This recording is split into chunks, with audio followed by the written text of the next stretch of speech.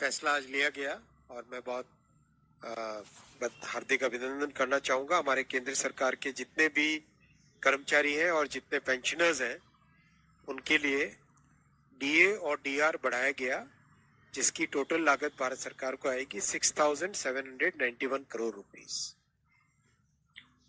Basically DA and DR 1 Jan 2026 से 60% of basic pay हो जाएगा।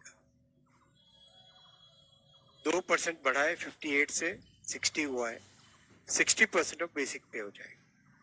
टोटल करीब 50 लाख एम्प्लॉयज हैं और 68 लाख पेंशनर्स हैं भारत सरकार की। इन सब के लिए बहुत बड़ा ये बेनिफिशियल अवार्ड रहेगा। इसका financial implication 6,791 crore rupees per year आएगा। नमस्कार। सरकारी कर्मचारीৰ বাবে ডাঙৰ আপডেট। ডিএ বৃদ্ধিৰ সিদ্ধান্তত অনুমোদন কেন্দ্ৰীয় কেবিনেটৰ। কিমান শতাংশ বৃদ্ধি পাব ডিএ? অৱশেষত আহিল কৰ্মচাৰীৰ কাৰণে এটা সুখবৰ। চৰকাৰী কৰ্মচাৰীৰ বাবে ডাঙৰ খবৰ। ডিএ বৃদ্ধিত অনুমোদন জনালে কেন্দ্ৰীয় কেবিনেটে। এতিয়া প্ৰশ্ন হ'ল কিমান শতাংশ ডিএ বৃদ্ধি পাব কৰ্মচাৰীসকলৰ, আৰু কেন্দ্ৰীয় চৰকাৰৰ লগে লগে ৰাজ্য চৰকাৰৰ কৰ্মচাৰীসকলো ইয়াৰ দ্বাৰা উপকৃত হ'ব। কেন্দ্ৰীয় চৰকাৰৰ কৰ্মচাৰী আৰু পেঞ্চনাৰসকলৰ বাবে 2% মৰগীয়া বানচ, যাক ডিয়াৰনেছ এলাউন্স বা ডিএ বুলি কোৱা হয়, তাত বৃদ্ধিত অনুমোদন জনালে কেন্দ্ৰই। শনিবাৰে কেবিনেটত কেন্দ্ৰীয় চৰকাৰৰ কৰ্মচাৰী আৰু পেঞ্চনাৰসকলৰ বাবে 2% মৰগীয়া বানচ অৰ্থাৎ ডিএ বৃদ্ধিৰ সিদ্ধান্তত অনুমোদন জনায়। আৰু এই অনুমোদিত সংশোধনীয়ে বৰ্তমানৰ মৰগীয়া বানচ 2% বৃদ্ধি কৰিব।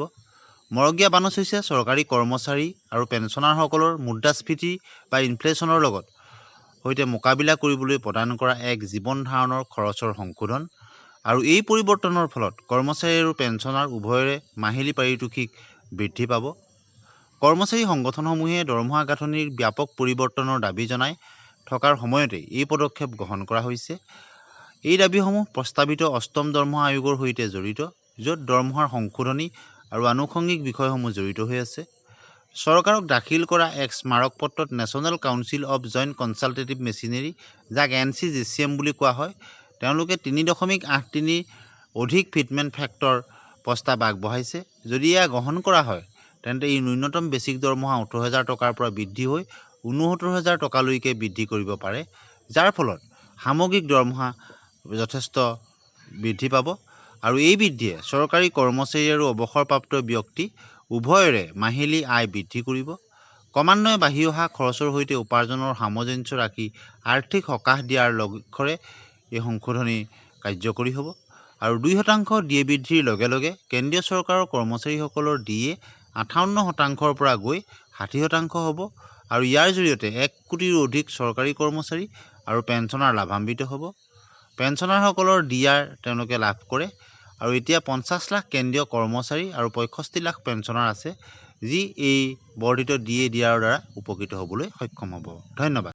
फैसला आज लिया गया और मैं बहुत हार्दिक अभिनंदन करना चाहूंगा हमारे केंद्र सरकार के जितने भी कर्मचारी हैं और जितने पेंशनर्स हैं उनके लिए डीए और डीआर बढ़ाया गया, जिसकी टोटल लागत भारत सरकार को आएगी 6,791 crore rupees. Basically DA and DR 1 Jan 2026 से 60% ऑफ बेसिक पे हो जाएगा।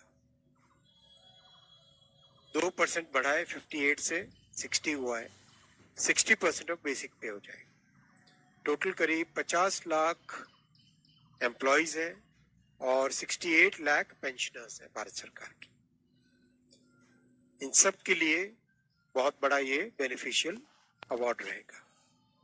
इसका financial implication 6,791 crore rupees per year आएगा।